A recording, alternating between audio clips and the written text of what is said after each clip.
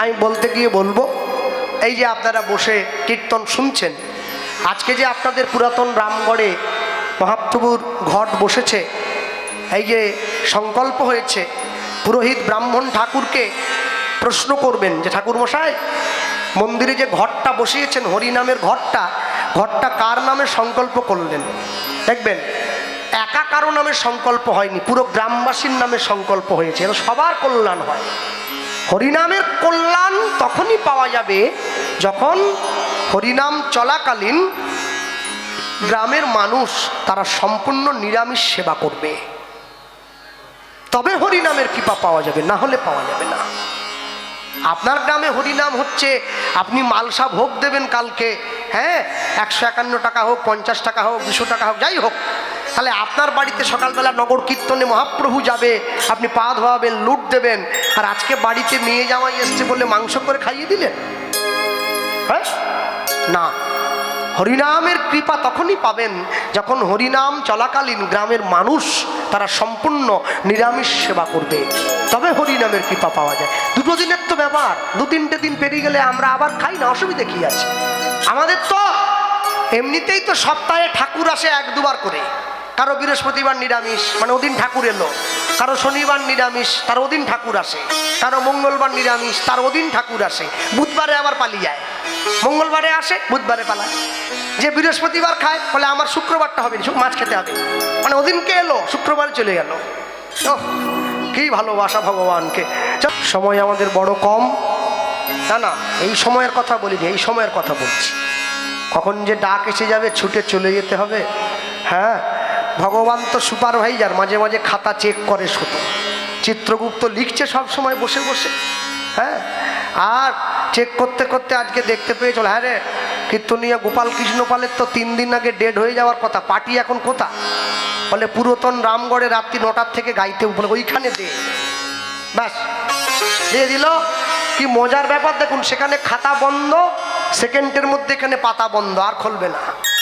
ও তুমি কোথা গেলে গো, তুমি আমার মনের, তুমি আমার প্রাণের, আর হবে না, একবারে সেন্টার থেকে লক হয়ে গেছে।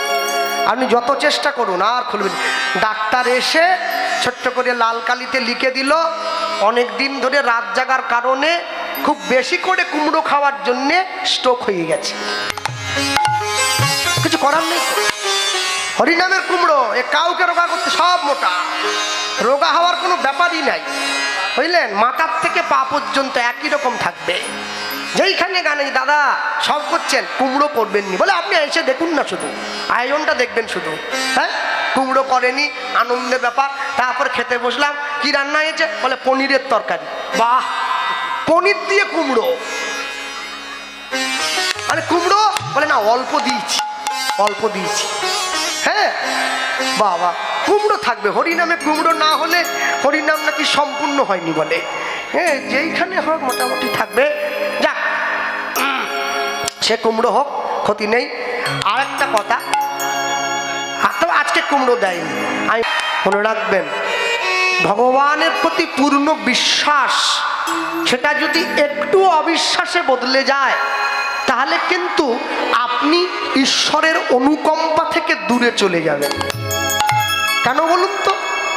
আজকে কীর্তন হচ্ছে, আগামী বছর কমিটির লোক যদি সিদ্ধান্ত নেয়, আমরা তো 25 বছর ধরে কীর্তন করাচ্ছি, 26তম বর্ষে গিয়ে প্রথম দিন কীর্তন হবে, দ্বিতীয় দিনে কোনো কীর্তন হবে না, তাহলে রাত্রি 11টার সময় অনুরাগের ছোঁয়া সিরিয়ালের দীপা আর সূর্যকে আনা হবে।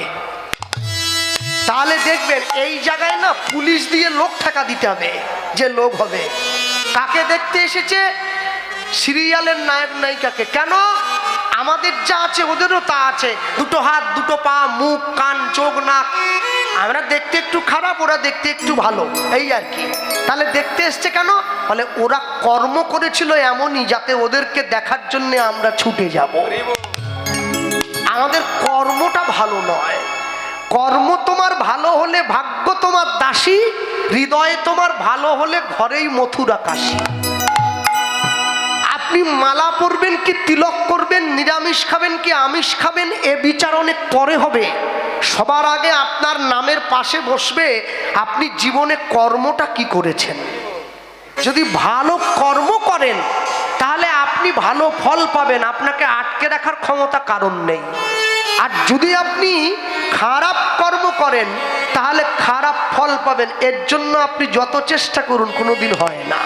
হ্যাঁ, বারুইপুরের দিকে কীর্তনে গেলে মানুষ যার বাড়িতে গানে যায় অনেক সময় তাদের বাড়িতে পেয়ারা গাছ থাকে।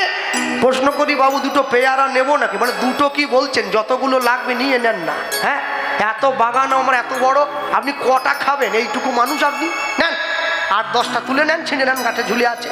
তা পেয়ারাগুলো টুকিয়ে যখন ব্যাগের মধ্যে ভরে বাড়ি নিয়ে যায়, আমি তার হাত ধরে বলছি, বাবু পেয়ারা তো নিলাম, কিন্তু জীবনের শেষে অপরাধ যা করবেন পাপ নিতে কিন্তু আসবো নি, ওটা আপনাকে নিতে হবে।